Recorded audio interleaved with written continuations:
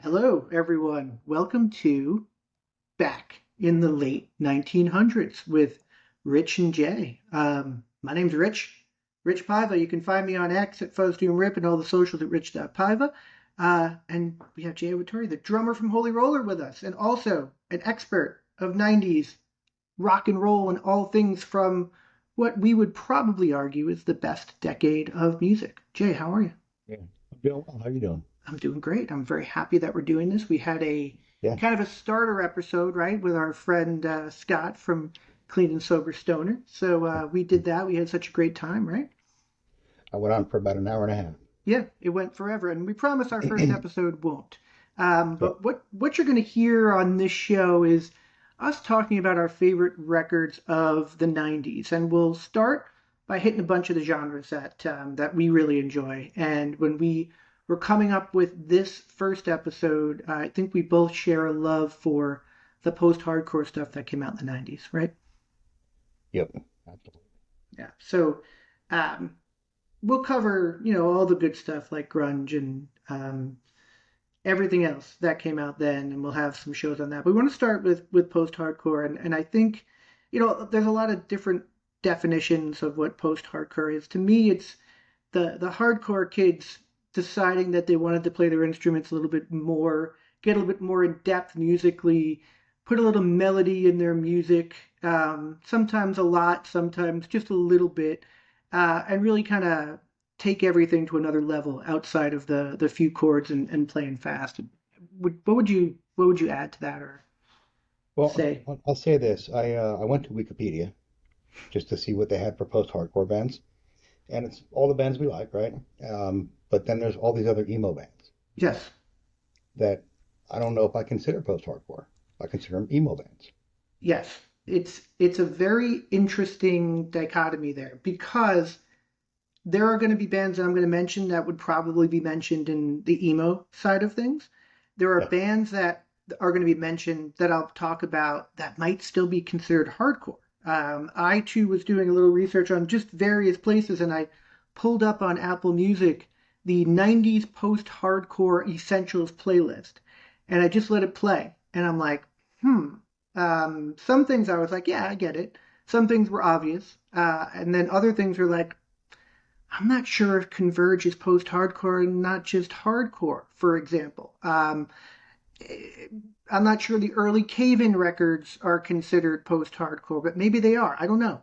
But those are things that we're going to talk about, and we would love to yeah. to hear from everybody who listens to this show and gives us feedback.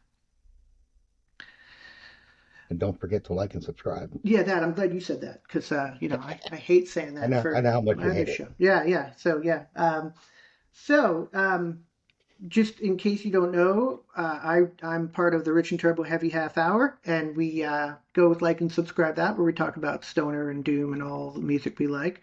Jay is known as the drummer of Holy Roller and some other projects, as well as one that I can't wait to hear more about. But we'll just you will save that for the Rich and Turbo Heavy Half Hour. But we're going to cover post hardcore, and I know just in talking with Jay, he and I bonded with his favorite in the genre. So I'll let you start and talk about your favorite bands from there. Yeah, so number one for me, all-time record on the face of the planet in the history of music, Slip from Quicksand. Wearing the shirt. I got coffee up here behind me somewhere. There's a skateboard deck up behind me as well. Um, this record just broke the ceiling for me for post-hardcore. It was so heavy, yet not so heavy. And there's not a bad song on the record. And if you pick it up on vinyl, you get an extra track. Yes, which back in the day was impossible to find other than Yeah, on the OG vinyl version and a very random compilation, their cover of How Soon Is Now, which is yeah. just wonderful. So Um, yes, said you brought some props. I brought some props as well. excellent. So this is This is one of them. Beautiful. The Love deluxe that. edition 30th anniversary. There's a regular 30th anniversary.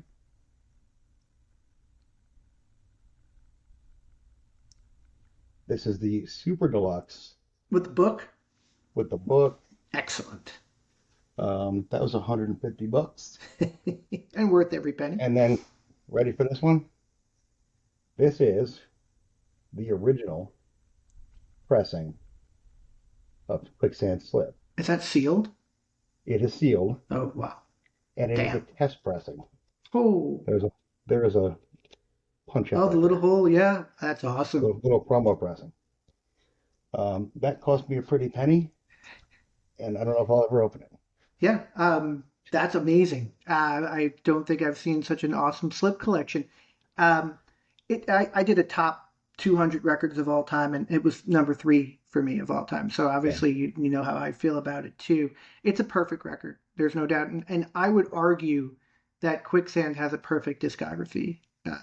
It's it's small but mighty, I would say. it's pretty damn close. Yeah, Um, so I did get to see Quicksand on the 30th anniversary tour for Slip. They had Stephen Brodsky with them playing guitar that's from awesome. Cave In and Petoid Man. Um, and I learned something that I don't know I knew before because I've seen him several times. I've seen him play those songs, but I never picked up on the fact that Serge plays a guitar with bass strings on it on that album. I had no idea. That's friggin' And awesome. yeah, And that's why it but probably sounds like it sounds, which is yeah, like nothing else. yeah, Um, that's amazing, and I know that we both share a love of Walter and everything that he is and he's about. yeah, I saw them at Rockville recently. I got to see them a lot back in the day with a yeah. lot some of the bands that we're going to talk about. But I know you've met Walter, right? I did. So on my 50th birthday, I live in North Carolina now. I'm a Jersey boy originally. I drove 600 miles up to New Jersey for my 50th birthday to go see rival schools at a club in Garwood, New Jersey. And I was talking to the door guy, talking how awesome would it be for me to meet Walter on my birthday.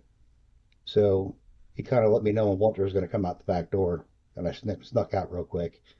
Um, Said hi to Walter, said, "Hey, man, it's my 50th birthday, 600 miles. I drove here to see you." And he said, "Hold up. You drove 600 miles? It's your 50th birthday? Give me a hug." And we took a selfie together. Oh, I It was love it. uh, it was the best 50th birthday present ever. That's amazing. Yeah, It just seems like such a good dude. At Rockville, he was having so many problems with his gear, and just kept a smile on his face, and yep, was playing on the garage stage, but everyone was there who was singing along to all the songs, and yeah, they played as a trio. No Brodsky for that show, but yeah, I mean, Quicksand, Manic Compression, great record. yeah. Um, yeah, Also on so my list. yeah, I'm not necessarily going to go in an order here, but I want to talk about a band who I actually saw with Quicksand and Helmet. And as I go to my props over here, to me, and I think we're also going to do an episode of bands that should have been bigger at some point, and I'll talk about this. But we talk so obviously Walter came from Gorilla Biscuits and Youth of Today and that New Yep, York hardcore scene, and took what he was doing there and made it more melodic with Quicksand, kept the heaviness and everything. So the band I'm going to talk about, also New York band, guys came from bands like Underdog, Youth of Today, Bold, and they did the same thing with less success commercially, but band that I love, and that's Into Another. Into Another, they put out this record right here. It's an amazing classic. It has a song called Running Into Walls. If you've never heard the song Running Into Walls, it's one of my 10 favorite songs of all time. I love that song so much. Um, the vocals are great, super melodic, but still heavy. Another band that doesn't sound like any other band, in my opinion. And got to see them play with Helmet and Quicksand. I think I got to see them play with Sick of It All. I saw them open for the Ramones and White Zombie in a barn, which was pretty friggin' awesome. And that was when this record came out, Seamless. And this is when all of the major labels were just anything that had an alternative title Yeah. was being, they were just, grabbing them and signing them. And that record got no promotion and it went nowhere. It wound up in the bargain bin. And it is such a shame because it's awesome. It's end to end awesome, and it deserved so much better than what it got. Um, they went away after that for a while. Then they did another EP. Their bass player passed away, which was awful. Um, but another band that I think, in my opinion, if you outside of the biggies that we're going to talk about, Into Another is probably the least the best that is the least known, I would say. What do you got? I have a feeling I know a couple of the other ones just from chatting with So you a little bit. I'm going to do two real quick because we're trying to keep this show short, or else I'll talk forever. Um, so it's not a 1990s album. Uh-oh. I'll We're already start there. breaking the rules. I'm breaking the rules right off the bat. Rules made to be broken. It came out in 2001, though. Okay. So it's right on the cusp, and it is Walter, and it's Rival Schools United by Fate. Their whole library, actually, in the early 2000s, all three albums are fantastic, but United by Fate, number two on my list all time. Love Um, Rival Schools. Again, Walter, um, hopefully, I don't know, we'll try to get him to hear this, but, he's getting lots of yeah, love in the first 11 minutes of our show. yeah, Recently, one of the local shops here in Orlando had Rival Schools. I didn't get to see them play, but I guess they were in the shop and they signed a bunch of records, and I wound up getting all three of them signed by the band. So I wasn't there, but I was able to get them. So I'm very happy to have them in my collection now. Very cool. the So other one, go ahead. You were going with two. and I'm going to bring a prop. This is going to make you so mad. Yeah, go on Handsome. Discogs and look at the prices of the friggin' Handsome records. And look at this Oh my God. on straight white vinyl. Beautiful. It's a beautiful thing. Yeah, shop up in Massachusetts posted online that they'd gotten some copies of that in on the white vinyl as a repress. Snagged that immediately. For those people who might not know Handsome, tell the folks who are listening what that band was all about. So, I mean, the big portion of it for me is Tom Capone, who was on Slip with Quicksand. He was Quicksand's fourth member back in the day until he got booted out. Um, Another album that pretty much from start to finish is flawless. Um, it doesn't fit into my top 10, top 20 records of all time, but it's definitely on a list somewhere. It's one I listen to often. And it's another one that I don't want to say it was a major. It was on a major, right? I think Um, it, it got a it's little bit of hype with the people Yep, who knew. it was on Epic. Okay, yeah. So it got a lot of hype from the people who knew what was going down with that record. But again, another one that probably got overlooked given what else was going on. Um, yeah, that's another great record. So it's interesting as I look at my props, and I was listening and doing a little bit of research on what everyone considers post-hardcore. And again, I think that it's not a science. It's probably an art in this case, and there's probably some overlap. There's a band that kind of changed the way that I listen to music, and once I kind of went backwards. I heard their major label record first, which was in 2000, and then went backwards. The and that band is At the Drive-In. At the Drive-In, if you listen to their early stuff, it's they can probably be called hardcore. Definitely heavy, definitely unique, and the, the just the most frantic but together band that you can hear. And the album that I go to is In Casino Out, which is this record right here. Um, they recently repressed this for Record Store Day, but At the Drive-In to me is a band that kind of, for me, took the mantle from what Fugazi was doing, and then kind of made it their own. Band out of El Paso, Texas. In Casino Out's my favorite. Their whole discography is great. Their early stuff is pretty lo-fi, and their major label is very not lo-fi. Ross Robinson produced it. The guy who did like Limp Bizkit and all that, those other bands, the new metal bands.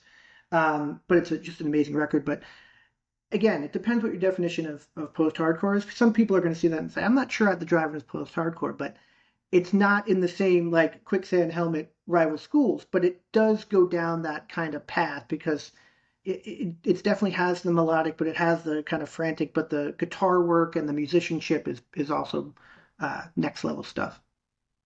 I can see that. Not a huge fan, but definitely not something I'm going to turn off the radio if it comes on. It's I think Cedric's vocals probably would be a challenge for some, and it's definitely not your straight ahead rock. To Yeah. me, you hear it and you know if it's going to be something that you're going to love. And the first second that I heard a relationship of command, I was hooked and had to figure out what else was going on. So I can deep dive in. okay, excellent, good show. Yeah, start with In Casino Out. It's just a classic to me. What else you got? Uh, let's see. I'll do Helmet, another obvious. Yes. Meantime in '92, Betty in '94. I know that the other albums that came out in the '90s also get some play for the post-hardcore stuff, but for me, those two albums are where it's at. I would agree with that. Though, and you and I have talked about this, Yeah. I feel like I would still put Aftertaste in that group of records. And It's after close. that, I'm out. Yeah. But I, if you were to give me, and forgive me, Walter, for this, but like, if you were to give me like a post-hardcore song, like the post-hardcore song, it might be Unsung. Maybe it might be. Yeah. You could probably argue that. That was another one that I think New York City, just killing it. Then, Yeah. um, when the video for Meantime, video for Unsung, like just like what's Yeah. happening? Like it's So it's a new, just destroy your head of from what everything else that was going on, and you're yeah, like, just what? I saw him in Raleigh last year, and the lineup was amazing. It was J.D. Pincus opening up, doing a solo thing from the Butthole Surfers, for folks who don't know. Quicksand, I was already hooked on that.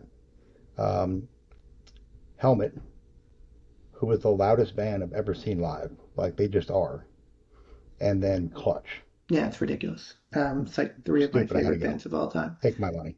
Yeah, absolutely. I didn't get to see it, unfortunately. I have no money left for all the merch that I would have bought. I too, and again, like I used to, I saw Helmet a bunch of times back in the day at old Warp tours and when they were doing, touring clubs a lot. But I saw them for, I guess, what would be the Betty 25th Yeah. when they were playing all the way through. And I brought some people with me. One of the guys is Questionable Jay, who I'm going to be doing a show with soon, and some people who had no idea what was going on.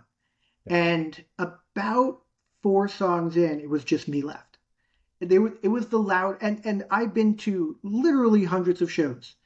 And not just saying that, I mean, maybe 500, maybe more. I don't know. I've been to hundreds of shows. And I think that show was the loudest show I've ever been to. Yeah. And it was awesome.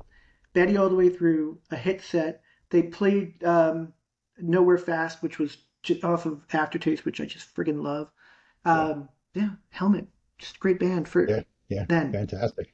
Yeah. I Very talented.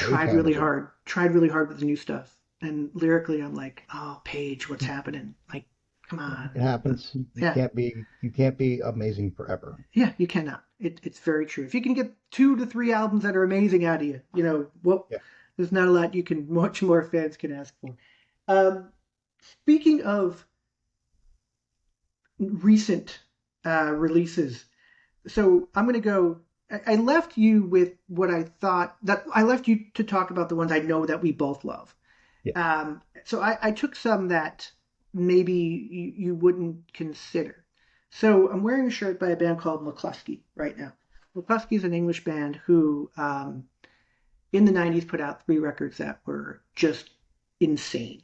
And it was like if Nirvana was just heavier and had a better sense of humor and were more clever and screamed more. and I just loved McCluskey. And I'll show you. McCluskey is, I don't necessarily go to like best ofs or singles collections, but like this is a starting point for McCluskey fans. It was my entry point. I was late. Um, just an amazing band. Lyrically so clever. Sometimes like I have to stop and think about what they're saying and the kind of turn of a phrase and the sense of humor and also some of the social stuff that they're talking about. But they had a string of records that were just great, and then various things happened where they broke up, formed other bands, other members, etc. They put out a new record this year, and it will be in my top 20. That's how good it was, and not just because I'm a longtime fan and I was dying for more McCluskey stuff, but um, it's just great. It's so happy to have them back. I think they're whatever you call your name on Instagram. I think they call themselves Shit Rock, which is fun. So they're really good at making fun of themselves too. But Yeah. start with McCluskeyism just to get an understanding, and you'll know right then and there. Then go back, listen to their records, and the new one that came out this year. Yeah. It's a top 20 record for 2025 for me. So another post-hardcore band, McCluskey. Different than some of the other ones you might. Again, I'm kind of going in different directions here, but another band that Yeah. if you like post-hardcore, you might have missed, and if you haven't, then you have good taste. There's two more I want to talk about a little bit more in detail before I just rattle off a bunch of names because Yeah. we'll get to the end of the show. Um, so one that I think is overlooked a lot, and this band is so freaking amazing. Again, New York, Candiria. This is a Right? band So that I Candiria, am that I don't yeah, know really, so this is yeah, good. you should check them out. Candiria played really heavy hardcore shit, but then dropped into like straight actual jazz, Wow, and then wow, jumped back into hardcore shit. Like it was so intense. Um, Beyond Reasonable Doubt, 1997. Process of Self Development, 1999. They have some better albums in the 2000s than those, for sure. But a band from New York, definitely want to check out. I don't know if they're active anymore. I hadn't seen much from them lately, but I wish they were. If they are, they come around playing a show, I'm definitely going. Um, the other one, and this is a huge influence on me in particular, is Rollins Band. yeah, And the Silence 1992, it's in my top five for sure. That lineup, you'll never recreate that lineup. He had Chris Hackett on guitar. He had Andrew Weiss on bass and Sim Kane on drums. And if you didn't know it, Weiss and Kane played with Greg Ginn in Gone, the instrumental band Gone. That album for me, front to back, chef's yeah. kiss. It's an amazing record, and the thing that I don't want to say the thing I love most about that record, but the production, the way that album is recorded, Yeah, it just sounds amazing. I don't it know what does. they did, but I saw him on that tour. It was Ice Cube had a rock band called the Lynch Mob. So they opened, and then it was Rollins Band, and then it was the Beastie Boys. oh wow, Like, and it was Check Your Head for the Beastie Boys. So it was End of the Silence and Check Your Head on the same tour. He's the most intense individual in a show setting. Like somebody threw a shoe at him, and he kind of caught it out of the corner of his eye, just reached up and grabbed it, just caught it out of midair, just kept going. Um, in Henry Rollins style, right? I've also seen him do spoken word, uh, and that was absolutely amazing. But if you haven't heard Into the Silence, fantastic album, check it out.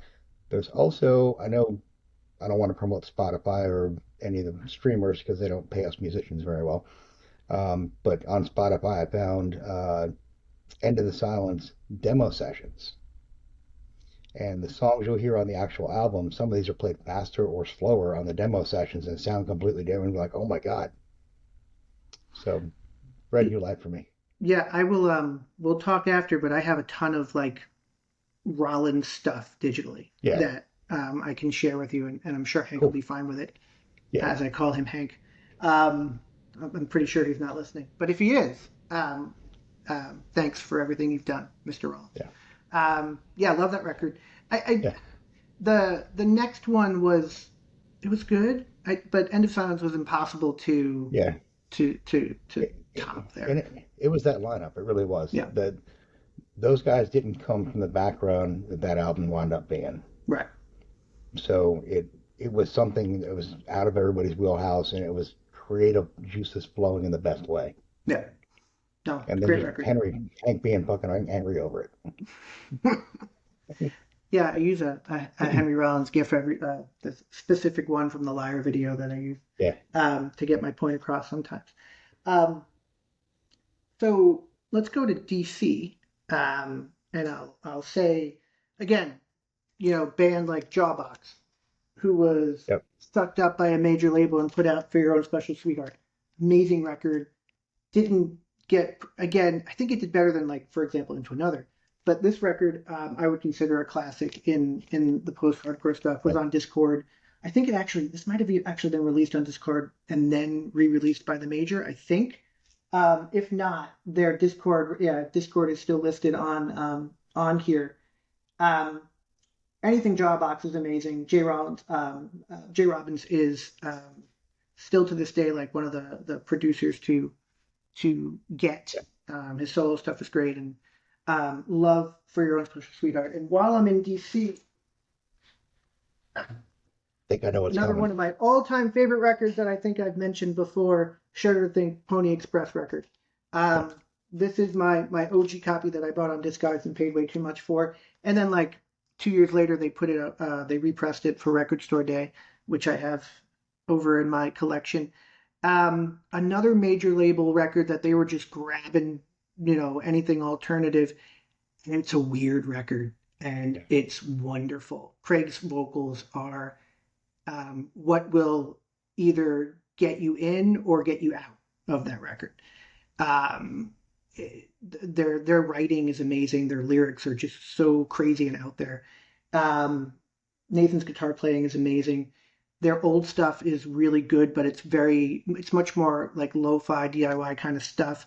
Um, this album, Pony Express record, I could not recommend more. Their next record, 10 million BC, bombed completely, but I love it, and I hope that next record store day they do a pressing of that because I friggin' love that album. It was like a pink album cover with the three of them on the in the corner. It was doomed to fail from the beginning. But Shudder to Think is an amazing band, and Discord is obviously a huge place. I mean, we're not going to talk for 3 hours, but obviously what Fugazi did with Discord and all those bands are obviously very important to what we're talking about here. Yeah. Two guys on the list. Starting acting, we're gonna break the rules again. 1989. Well, I mean, considering that they were, Yeah. probably the standard bearers for what Yeah. we're talking about here. Yeah. So 13 songs in 89. Repeater in 1990s is an amazing album, front to back. Steady Died of Nothing, and I picked up in on the Kill Taker just recently on vinyl when I was out doing a show in Athens, Georgia. Um, just fantastic band. Uh, I think they went from being a hardcore band to being a post-hardcore band. Like they made the transition. So they definitely paved the way for a lot of bands. I would agree. Um, no one can hear the song Waiting Room and not think it's like one of the greatest songs ever. I mean, Yeah. come on. Nobody. Like there are people who have no idea about what we listen to. They hear Waiting Room and they're like, wow, that song's amazing. Yeah. Fugazi for me is just an amazing band, and I have a few of the live shows because they recorded like pretty much every live show that they've ever done, and they started putting those on Bandcamp, which is actually very Yeah. cool. And I've been grabbing some of the ones that I don't have, and I just want to go back to Shudder to Think real quick. I only got to see them once, and they're touring again now, and I'm trying to figure out how to make that happen. But I saw them open in a small club for the Foo Fighters on the Foo Fighters' first record, Yeah. and when the Foo Fighters actually were good. Sorry for everybody who likes the Foo Fighters, but they're terrible now. And they were terrible after their second record. And you could argue that they were terrible during their second record, but that's a whole other story. But I got to meet Craig and I shook his hand and just said, great show, dude. And he just hung out and talked to me and just the coolest Yeah. guy, just standing there in the hallway like the rock star that he should have been. So anyway, Discord Records, the DC scene. I mean, there are so many bands that we could Yep. name. from there. oodles of Yeah, bands. yeah. So just got to look at their catalog. Um, Another New York City band, Unsane. Yep. Unsane. This is not the record that had the buzz clip on it. Those of you who are of a certain age, which is around Jay and my age, will remember a video that was a buzz clip of epic fails on skateboards while a man was screaming at you and guitars were wailing. That was a song called Scrape by Unsane. Um, New York City band, heavy, heavy, but still had that little ounce of melody in there, but heavy as shit. And put out a whole bunch of records. And people will know them for that video, unfortunately, or fortunately. Maybe I'm sure if they made any money as Unsane, it would be from that. Um, but they have a huge discography, all of it good. But you might remember them from that video. I don't know if you're an Yeah, Unsane fan or not. they're good. They're real good. Um, I'm gonna throw you two curveballs. Please, let's do it because I got another one of my Yeah. curveball coming up too. Jesus Lizard, Love Jesus Lizard. Down and Shot, particularly those two albums, 94 and 96, and Orange 9mm. Orange Nine. So yeah, um, I'm glad you mentioned Orange Nine because Yeah, Orange 9mm are they fall into another category for me. yeah, And I got to see them a bunch with those bands when they were yeah, touring. The first Orange Nine EP, uh, Driver, yeah. um, Orange Nine. Um, 95. yeah, another band that got sucked up by a major and got left behind. Put out three or four records after that, all solid. Yeah, Um, the EP was the best, but Driver Not Included was really good too. yeah, Um, and they're doing new stuff. They put a new record out, a new song out. So yeah. we'll I'll listen. see. Yeah, we'll see. Um, you mentioned Orange Nine, and another record label would be Revelation Records and all the stuff that's where Yeah, Quicksand started, and yeah, Into Another was on. Um, the and then you get into things like your Krishna core, like Shelter, another band that I enjoyed back in the day that probably would be considered post-hardcore. The first couple of Shelter records are great. Then they signed to Roadrunner, and it got confusing with the Hare Krishnas, and then signing to major labels, it got all weird. yeah, But Ray was always fun to see live. Shelter was always a fun band. Another New York band, but yeah. another fun band to see. Speaking of New York, as Turbo hates that I mention it all the time, I went to school in Buffalo, and that's where I saw a lot of these bands. This is a band that was on one of the, ah, this was on the post-hardcore mix that I was playing today, Yeah. and Snapcase came on. I'm like, are they hardcore? Are they post-hardcore? I don't know. It doesn't matter because Snapcase is friggin' awesome. They're so fucking good. Yes, So good. from Buffalo, New York. This first record, it's very DIY. It was on Victory Records. We could probably do a whole show on Victory Records. That's a whole other story. I had a Victory record. Wait, didn't we talk about Victory on our when we had Holy Roller on? I feel like we Yeah. might have. Adam Yes. was Adam's on a band. It was in a band that was on Victory. Yeah. Um, Last Casket. Yes. Yes. And Um, yeah. I believe he gave It, us some behind the scenes of how difficult it might have yeah. been to be on that label. It wasn't an easy label to work with, and they weren't let's call it artist friendly. Yeah. Snapcase was awesome. They uh, the lead singer used to work at a record store called Home of the Hits, and I used to go in and buy stuff all the time from them. They have another four records, I think four, that are all really good, like next level good, impossible to find unless you want to spend a lot of money on Yeah. Discogs. I saw Snapcase a bunch in Buffalo, but my favorite time I saw them was opening. This was at Jim Kelly, the quarterback's bar in Buffalo, opening for the Goo Goo Dolls. The Goo Goo Dolls brought them in, and which is very cool. The Goo Goo Dolls, for those of you who don't know, the Goo Goo Dolls were like a hardcore punk band on their first record, And then they moved to being like the Replacements. but to make money. Yeah, and then and more, hold me up. The Replacements are going away, and it was a little bit more poppy. And then Superstar Car Wash, it got poppier, and then the movie soundtracks, and then anyway, the Goo Goo Dolls are a band that's worth your time from the '90s, without a doubt. But the crowd that was there to see the Goo Goo Dolls did not really know what to make of Snapcase, and it was wonderful. But yeah, Snapcase is another great band if you guys are not aware of them. So I've got two more real quick ones. We talked about it a little earlier. Cave In and Converge. Mm, yeah, And I think just having this conversation, we talked about the emo bands that are considered post-hardcore and the hardcore bands that wound up being post-hardcore. I think Cave In and Converge might be the bridge between your post-hardcore, and your emo post-hardcore at some points, like the in-between. yeah, Um, you know, Stephen Bratzi's another guy. Anything he plays on, I'm gonna check out, and listen to. Mutoid Man, Cave In, whatever. Converge, fantastic. Caring and Killing in '95.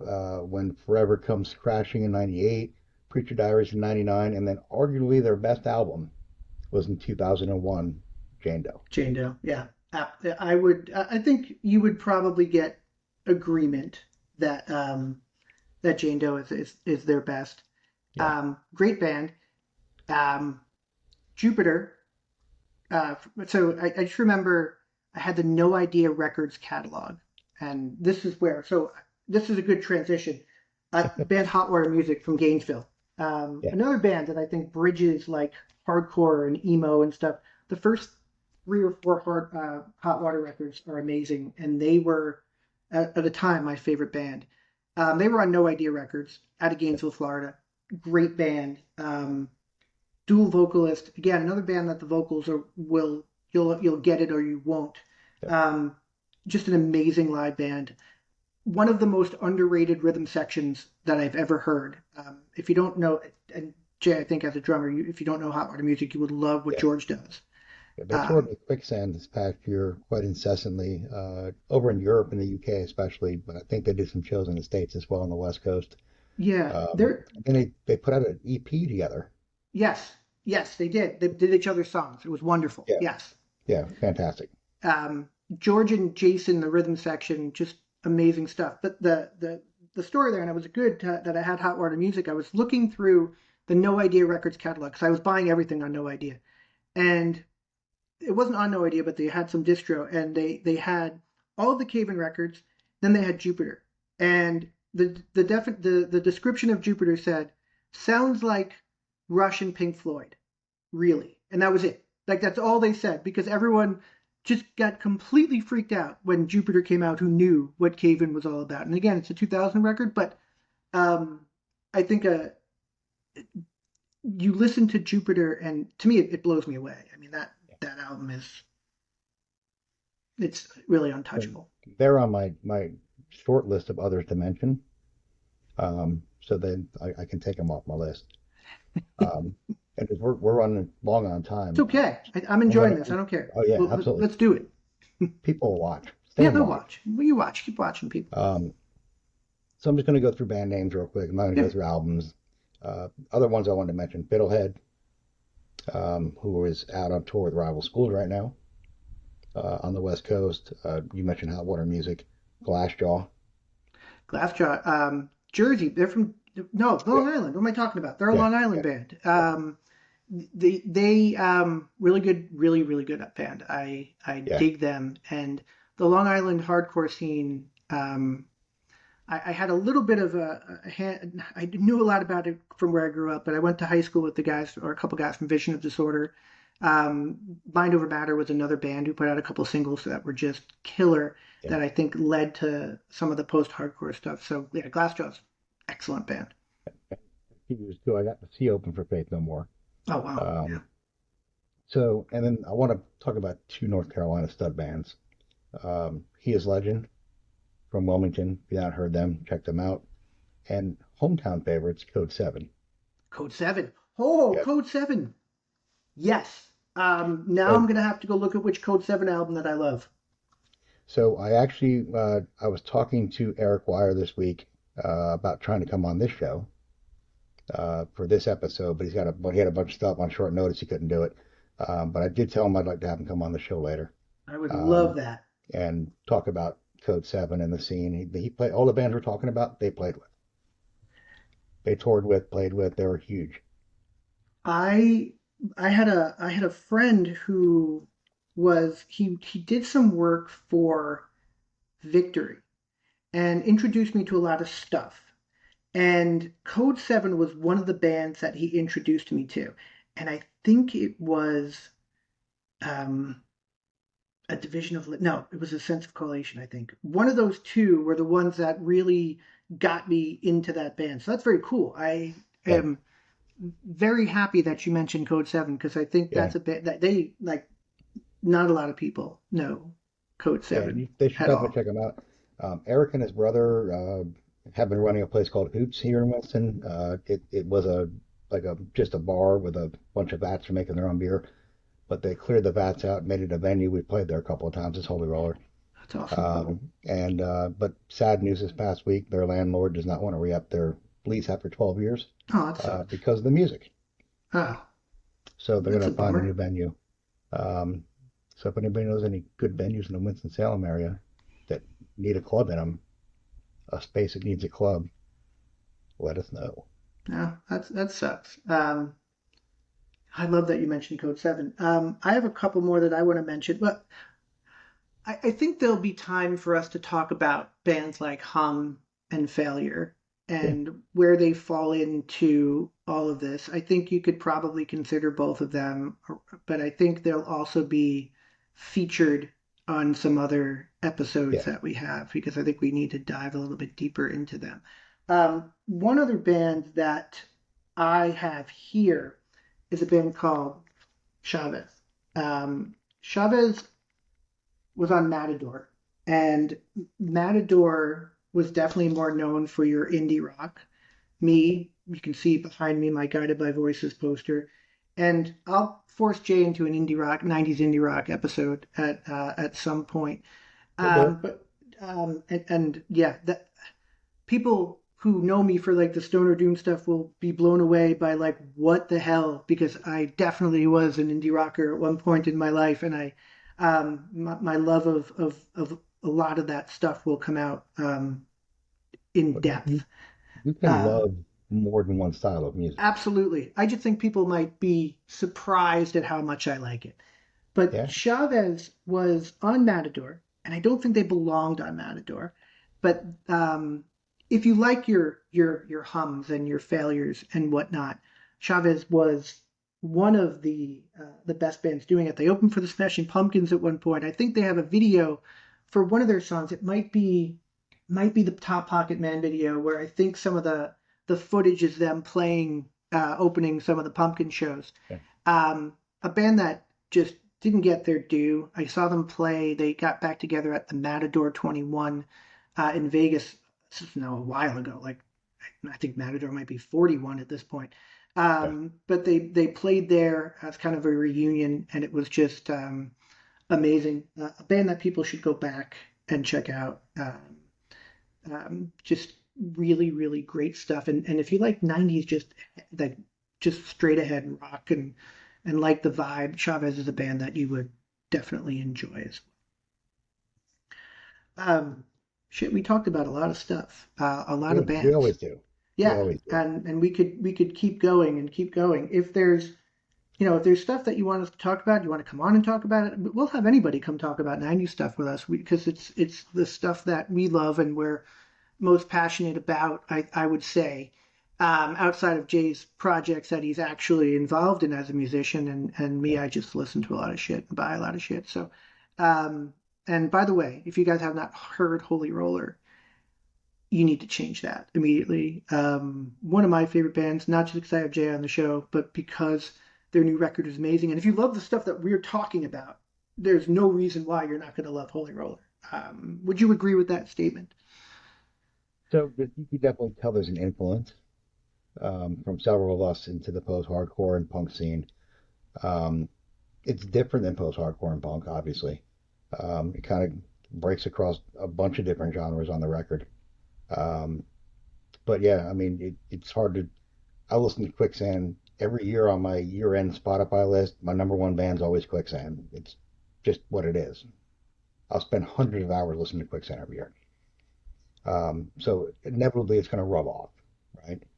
Um, the way we transition something or the drum beat I put into it, or hey, try it like this, like that's going to rub off. So, so thank you, Yeah, Quicksand, for being so awesome.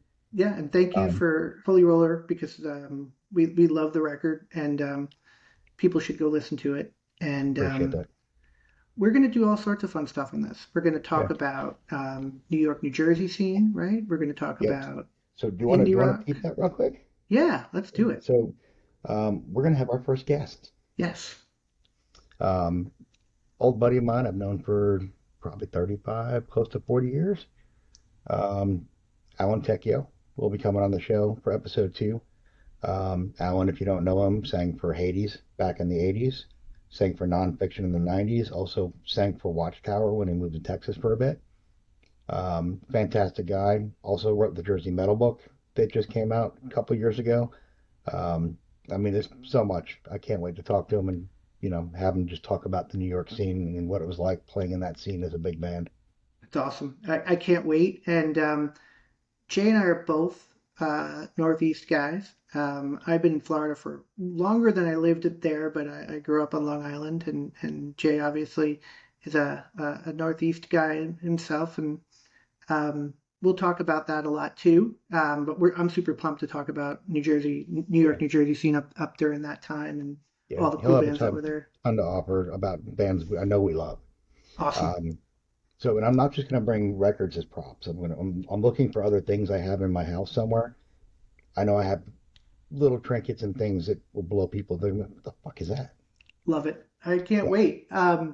And we're gonna do shows on Lost Records. We're gonna do shows on grunge. We're gonna do shows on punk, but it's all gonna be related to the best decade in music history, the 1990s. So we're very excited to do these.